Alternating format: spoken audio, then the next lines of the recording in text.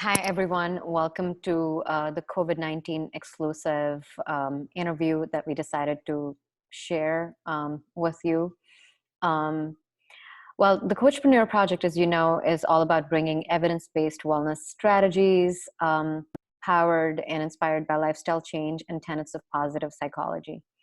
And let's add the word stories as well, in addition to strategies. And today, we're going to talk about COVID-19 and suffering and grief, and specifically grief. What we have for you is a personal story. And grief is something that never ends. It changes. It's a passage, not a place to stay. And grief is not a sign of weakness, nor a lack of faith. It is the price of love. And who I have with me today is Paula Calderon, a dear friend, a fellow Mayo Clinic certified coach.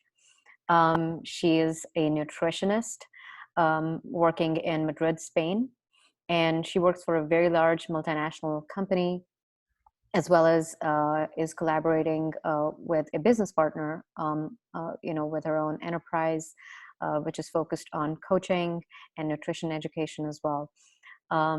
Paula, welcome to the CoachPreneur Project, and thank you so much for being open to sharing your story, what you're going through at this point. And I must say, it takes a lot of courage. We know, as of right now, coronavirus cases around the world, around 3.8 million and growing. And we see new hotspots emerging all over the world, all the time. There have been 267,912 precious lives that the world has lost.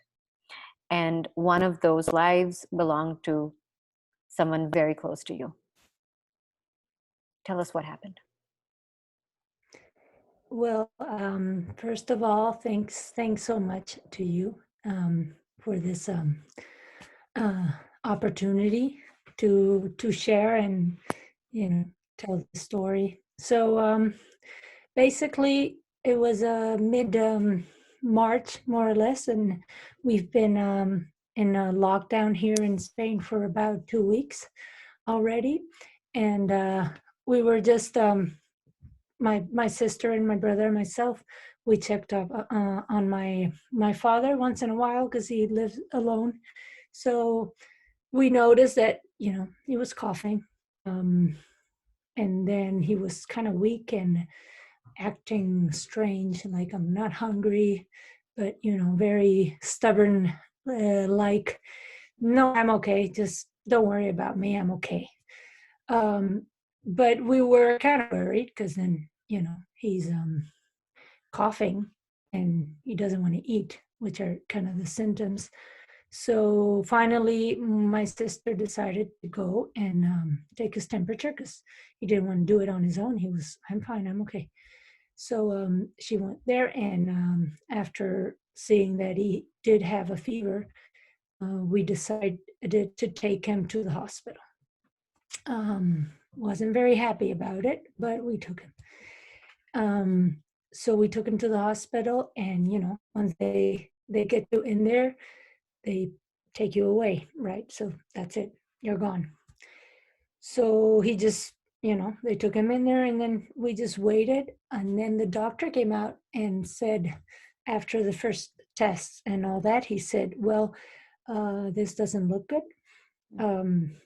Which kind of surprised us because we were thinking, well, why doesn't it look good? I mean, he is a healthy man. I mean, he was in the age of complications, right? 78.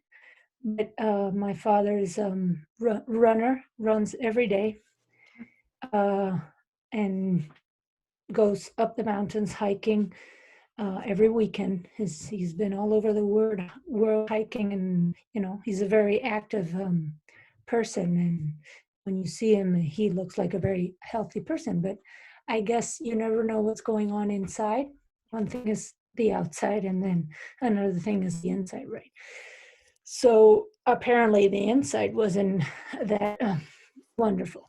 Mm. So, okay, so we just have to deal with that information. So he just went in, and we was there for about 2 weeks where we just would wait, because the situation, everybody knows you can't visit, you can't do anything. So you depend on the doctor to call you. But of course, the doctor has a lot of people in the hospital, especially in the situation collapsing.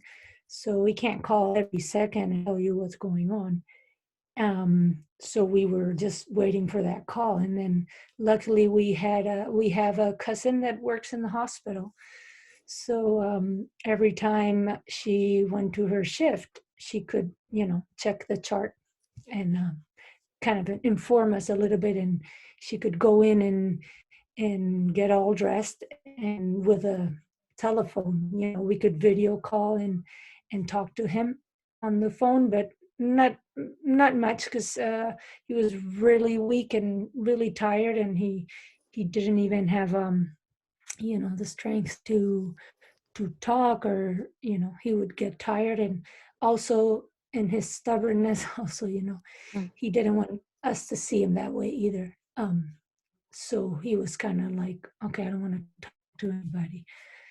So that was the situation. And after those 2 weeks, I think it was more or less, um, we got the call from the doctor, and he said,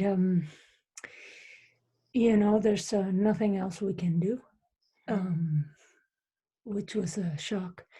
And you know we've tried everything, and and that's it. We've all the things that we can try haven't worked, and we can't do anything else. And so the thing is, my father had a few years back diagnosed with a non-Hodgkin lymphoma, Okay. which he was more or less over, but I guess not expecting this virus to be around.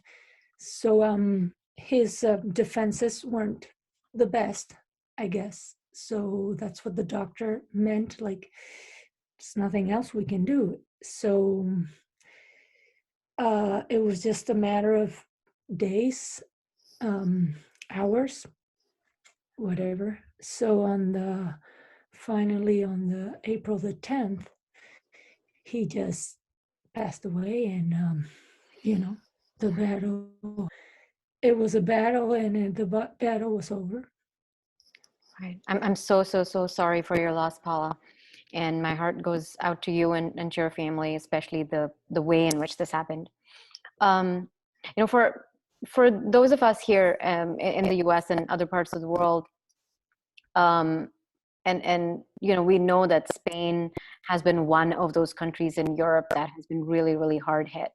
And while we may or may not have an idea around what's happening in our own country, our own counties and cities, and within the healthcare systems, what you've just shared has given us a really up close glimpse into how the healthcare system is under a lot of strain, and what one goes through if one catches the infection, or if your loved one has the infection. And it's extremely difficult in this situation. And I want us to I want you to share with us, how are you dealing with the loss, and especially in the situation of COVID-19, right? Because dealing with grief is difficult, as is. But in the special circumstances of COVID-19, where all you can do is spot the symptoms, go drop off the loved one at the curb of the hospital, they take over, and then all that you can do is remote communication, remote calls. And you mentioned that you had somebody at the hospital that you know, so they took care of, still be in communication. That may not be the case, may or may not be the case for other people, right, who don't have such a connection into the hospital. How are you dealing with it? Well, yeah, like you said, we were really lucky to have a family member in the hospital. I mean, not that was really helpful. Um, well, I think for me, there are like two different moments, separate moments in this process, right? Because it's been like this step thing. So as I said at the beginning, when it's like, it doesn't look well, and there he goes, and you're just waiting. That was really hard for me because I think I was really, how would I say, really touched by that situation. I don't know, that really completely moved me out of my place. I didn't expect that, and I always consider myself very, I wouldn't say positive necessarily, but like, okay, these are the facts, and let's deal with the facts, right? And then we'll see what happens. But for some reason, that wasn't happening to me. So all of a sudden, this worry came in, and I was really, really deep inside. I was really scared. It was, I think I've never felt like scared before, like that type of feeling right inside. So, because I couldn't believe it, right? You were like, no, no. So my brain was going to, oh my God, this is terrible. Maybe you're going to lose your father. And, but then my other side was saying, wait a minute, you don't know that? You don't know what's going on. He's there. He's fighting. It's like I play basketball. So I felt like it was a basketball game. So you're just watching the game. It's like one-on-one. There you are. It's I can clap from the side. I can cheer. I can hope that you beat that whatever it is. But I can't do anything, right? But I can't already think that you lost. But for some reason I was there, and I didn't want to be there in that,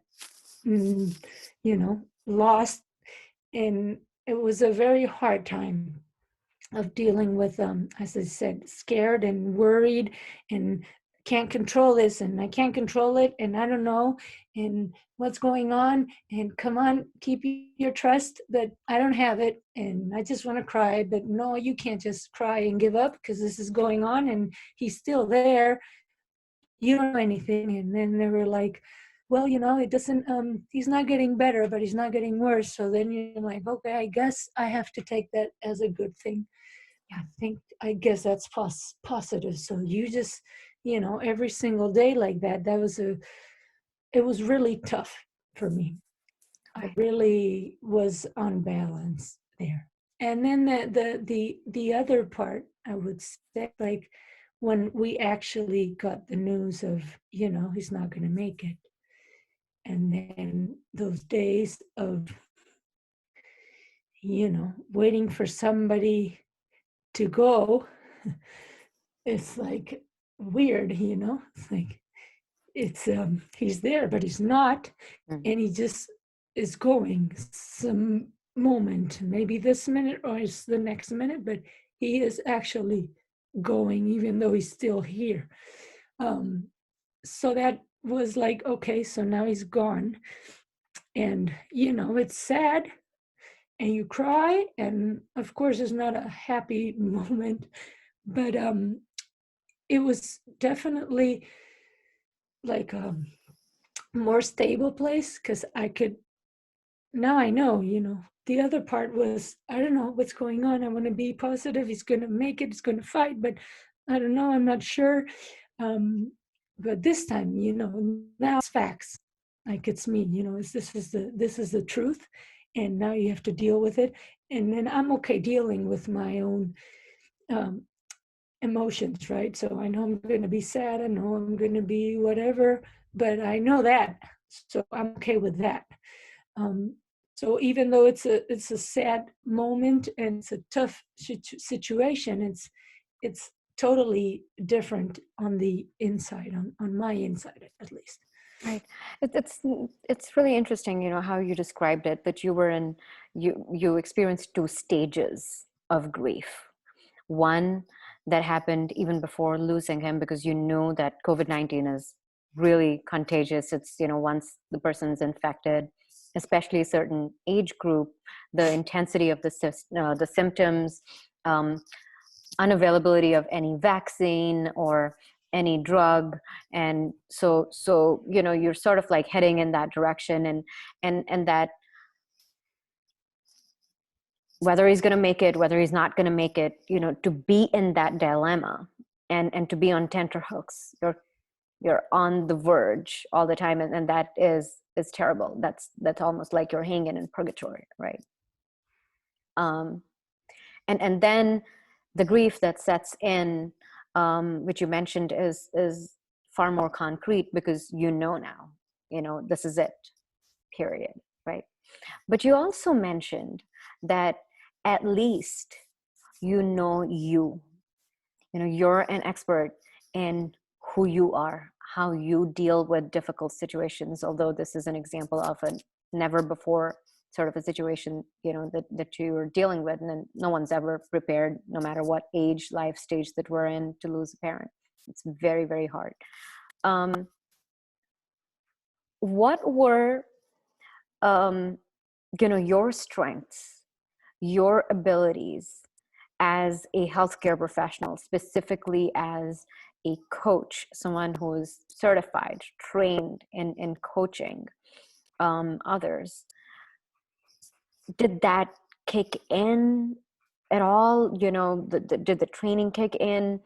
And the reason I ask you is, it's very different, I'm assuming, when we're trying to help other people.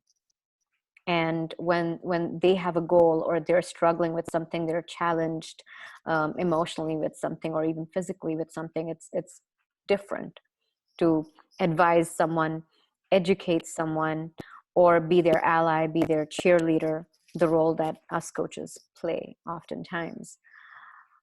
How do you actually do that for your own self? And how long was it until you were able to actually dip into those strengths of yours?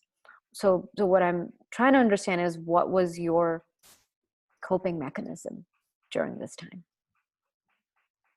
Well, you don't know you have a mechanism, I guess, until something happens. You just, go with it, I guess. I mean, for me personally, like, acceptance, as I said, the facts. If I have the facts, I can accept whatever the facts are. I mean, I don't care. I need whatever it is, and then I can deal with it. So acceptance is my word. It's also something I discovered in when I started with coaching, and I loved that word forever. It's like, that's my word. But it's something I think I already had. I just didn't know it. Like, it wasn't like a word. I have this acceptance. I just worked like that. I don't know if it also maybe basketball helped me. Because you have to deal with it. You have a bad pass, or they score, and you just, that's what happened, and keep going. Next, what are you going to do next? Or you lost this game, the next one you have to win. So go, accept it, analyze it, and go. So I guess that's a big thing for me. And after that, in coaching, kind of gave it meaning, right, and gave it sense, and understood why it's so important for me, and I think for everybody, right? Because we spend so much energy in dealing with or the past, or the future, or whatever situation that's you think is going on now, but it's not. And for me, at least, that's a drainer. I mean, that it destroys me, because it's like too much energy on that, spent on that. And uh, that's why it's like, okay, if I can accept something. So that was like kind of what happening to me with this not knowing situation. I couldn't accept. There was what I mean, I guess I could accept that that was a situation, but I just couldn't accept it, because all the other things were mixed in between. Like, I was scared, and I lost that acceptance center. That's why I was so kind of not well inside. And once you accept, you are responsible, or that's at least how I see it. So that's like my mechanism is acceptance, and then responsibility would be another one, right? So because when you're responsible, or at least feel responsible, then everything else kind of calms down also. It's like when I Yeah. accept, I can't calm down. And then when I'm responsible, then it's okay, you're not responsible. I am. I take myself to wherever I want to be. If I want to be here crying, it's me. If I don't want to be here crying, I want to be doing something else, it's me again, right? So those two things are kind of the basic pillars, I guess. The And then foundation.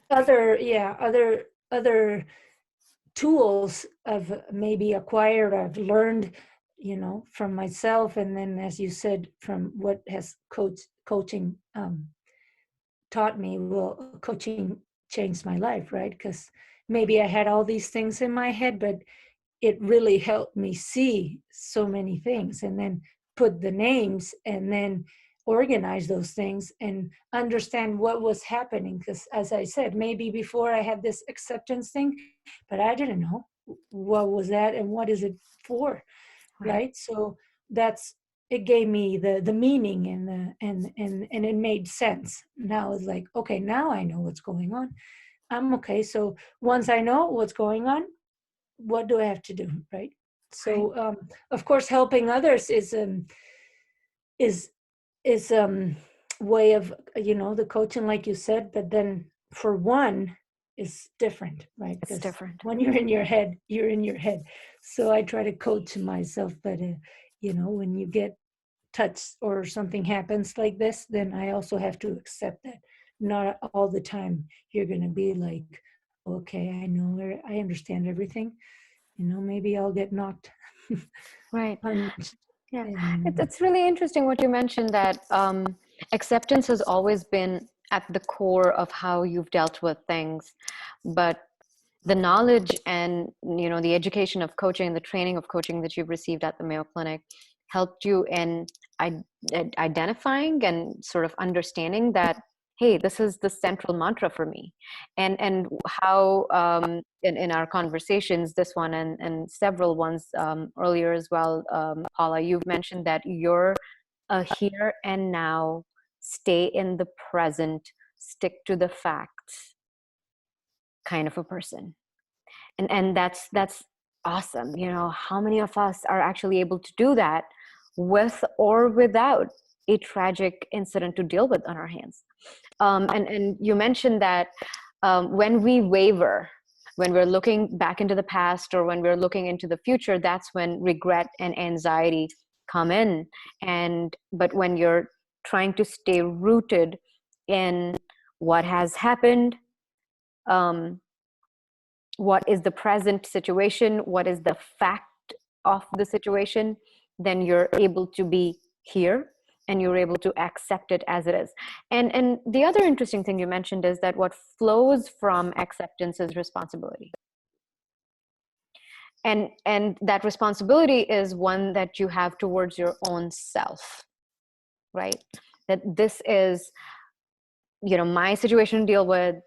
My emotions are my responsibility. And that includes my choice and freedom to process those emotions. If I want to express my emotions, through tears, through crying in private, or if I want to lean on a friend's shoulder or a family member's shoulder and I want to do that, that is my responsibility while I'm doing it. And it's also my responsibility to go away and do something else.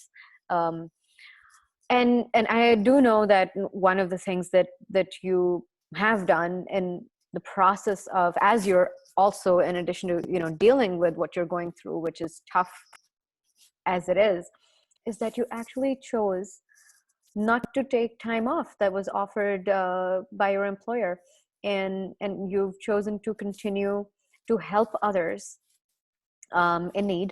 And I know that you're continuing to see a lot of suffering in Spain around you, and you're choosing to help those people who come to you in their time of need. And there are just so many of them, and they keep coming, in Spain at this point with COVID-19. um, Paula, what is your message for people who have been impacted by COVID-19 around the world? People who are going through a lot of suffering, people who are going through a lot of grief. Well, I don't, um, I don't feel like I have a message, like, um, when we talked about this, I mean, I told you about my story, right? And we could share it and help other people. um I never thought about it, because I never thought I had anything to say to anybody. It's like, I'm just me. And I'm just dealing with it, whatever I'm doing, just to kind of go through this process that obviously is part of life, and you never think is coming and you never think it's going to happen, but it actually is what it is, because we all have a beginning and an end. And so it's like we all have to grieve. It's not like some people are going to have to deal with this and some are lucky enough that don't. At some point we all have to do with it, and it's not going to be once, it's going to be a lot of times, and in different um, situations, maybe stronger, maybe somebody that's not as close, but it's constant. So I mean, what can I say to other people? Maybe is what you said about acceptance, but it's a very, it kind of sounds like a thing, just accept, whatever, that's what they all say. But for me, it is definitely something that is super, super, super, super important when you actually understand it, right? It just gives you peace, even if you're grieving, or even if you're sad or angry or whatever. It just makes everything from a different perspective completely. So I don't know if that would be a message for people, but That's very powerful.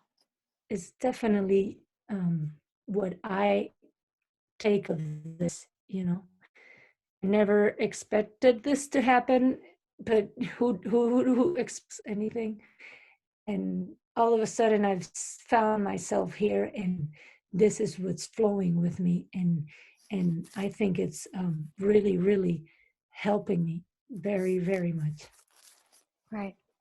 Paula, thank you so much for sharing your story. It takes a lot of courage, and it takes an amazingly thoughtful, kind, and generous heart to actually share your story, because you're not the only one. There is so much misery, so much suffering, and so much grief, especially at this point around the world. Um, and the message that you have for people about acceptance is very powerful. It's very profound. and you know, we get to experience our brand of acceptance when we go through challenges in life. And so on behalf of, you know, me, my partner Deborah Woods, and all the people who you know, are listening or will have an opportunity to listen to your story and take this message of acceptance forward into their life, I thank you. And I really thank you for joining us today and Thank you, sharing. thank you, thank you so much. I just wanted to add, like you said, you know, I'm not the only one, and no one in the world is going to be the only one, right? So it's definitely, we always say we're in this together, and we definitely are in this case and in all of the cases. And just, I don't know if I would say a funny thing that happened to me about the message. What you just said, I just remembered that yesterday, as I was, you know, opening those web pages that you open now, and they send you these pop-up messages, these cookies things, right? So it just said pop, and it said accept and continue. And you know, it's for these cookies things. But I actually said, you know, you just read my mind. That's it. That's the message. You know, accept and continue. Very well said. I will never forget it, and I'm pretty sure no one, you know, who will view this, you know, interaction will ever forget. Um, when we go to a website, we're served with cookies, and the dialog box opens, accept and continue. And as we go through life, life throws these cookies of, you know, challenges at us, and all we can do is accept and continue. Thank you so much, Paula Calderon. It was great talking to you, Thank you. and thank you so much for your service to Thank you. healthcare in Spain. Take care. Thank you.